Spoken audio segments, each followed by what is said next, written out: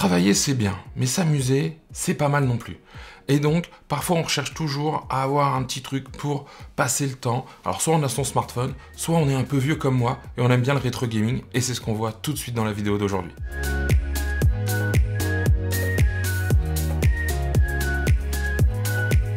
Bonjour, bienvenue sur la chaîne Les Tests de Cyril. Je suis ravi de vous retrouver aujourd'hui. Pourquoi? Parce que, je vais vous présenter un produit. Je vous en avais présenté un il n'y a pas si longtemps que ça. Et là, récemment, on m'a offert le second. Et franchement, ça me fait hyper plaisir. Et je pense que je commence une petite collection. Alors, c'est du rétro gaming, mais pas trop. Pourquoi? On va le voir tout de suite. Celui-ci, c'est celui que je vous avais présenté. C'était pour les 35 ans de Mario. Ils ont sorti une Game & Watch chez Nintendo avec un écran couleur, de la recharge par USB-C. Enfin voilà, je vous laisse aller voir la vidéo. Moi, ça m'avait bien plu, puis c'était retombé en enfance parce que c'est les premiers Mario, limite les Mario qu'on avait vus sur la NES.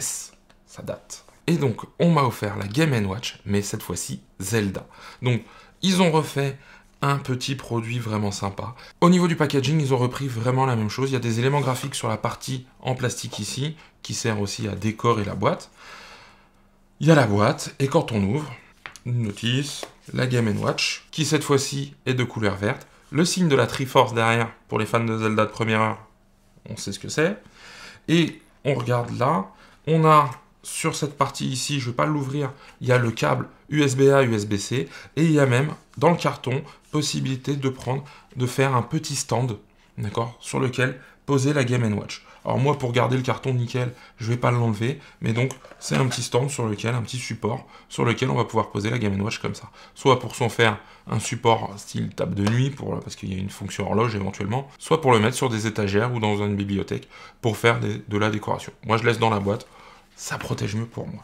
Et donc voici la bête. Alors, c'est tout petit, hein. Vous voyez, ça... Je pourrais faire de la magie avec. Alors la prise en main, ça fait hyper qualitatif. On sent que ça va pas partir en lambeaux. C'est vraiment plutôt bien fait. Ici, donc, j'ai le haut-parleur. De l'autre côté, bouton marche-arrêt, le port USB-C. Et sur la face avant, eh bien, j'ai toute la partie croix multidirectionnelle, les boutons pour jouer, le Star, le Select. Et puis derrière, choisir le jeu, le temps, et puis faire une pause ou faire les réglages. C'est vraiment un retour en enfance. C'est-à-dire que là-dessus, il y a le Zelda que j'ai eu sur ma NES. Je me rappelle très bien, c'était il y a très longtemps, mais la cartouche était dorée en plus. Et j'y ai passé des heures, je comprenais rien, c'était en anglais, mais c'est pas grave, je me prenais un plaisir de folie. Au niveau des jeux, il y en a plusieurs dedans, on va regarder ça en détail. Il y a l'horloge, etc. C'est vraiment plutôt bien fourni.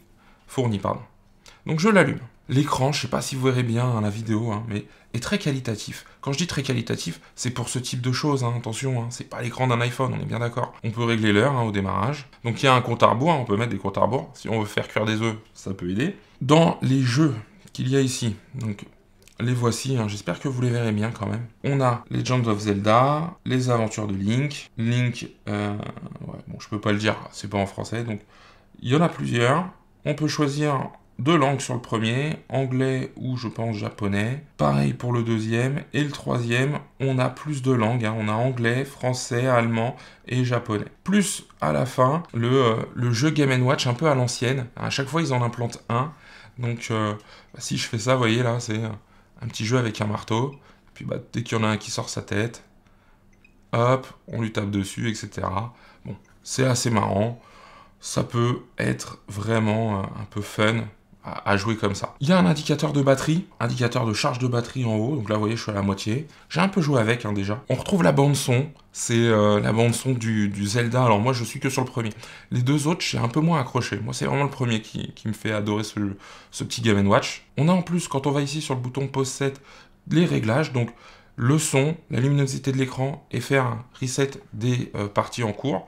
Donc ça peut être intéressant. Moi, pour des droits d'auteur, je vais couper le son, mais je peux vous dire que c'est la bande son originale, donc ça c'est super marrant, avec ses défauts aussi, un peu métallique, mais vraiment intéressant.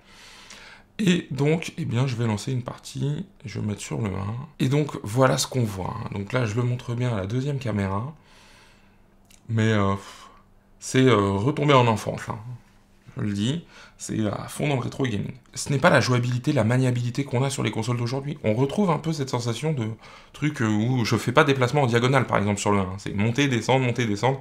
Il n'y a pas de diagonale avec cette croix multidirectionnelle, etc. Donc, on retombe vraiment à quelque chose de très ancien, mais qui fait, je crois, toute la richesse du rétro gaming. J'y ai passé déjà un petit peu de temps. C'est marrant parce qu'il y a plein de choses dont je me souviens pas. Il y a des choses dont je me souviens. Des passages secrets dans les châteaux, les trucs comme ça. Je me fais défoncer en même temps que je vous parle, parce que voilà, hein, c'est pas que je suis pas concentré, c'est que je suis mauvais. Il y a vraiment plein de choses, il y a le boomerang, il y a l'arc, etc. On rentre dans des grottes, on va acheter des choses en fonction des diamants, en tout cas des pierres qu'on a récupérées, les pierres précieuses, etc. etc. C'est vraiment, vraiment bien foutu.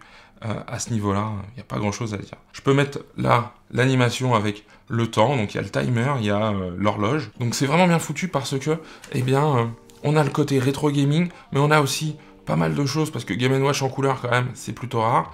Le prix, bah, comme d'habitude, ça varie entre 45 et 55 € pour la plupart du temps. C'est un objet de collection, c'est sûr et certain que ça remplacera pas, encore une fois, une console next-gen, on va être très clair. Ça remplace même pas les jeux sur smartphone.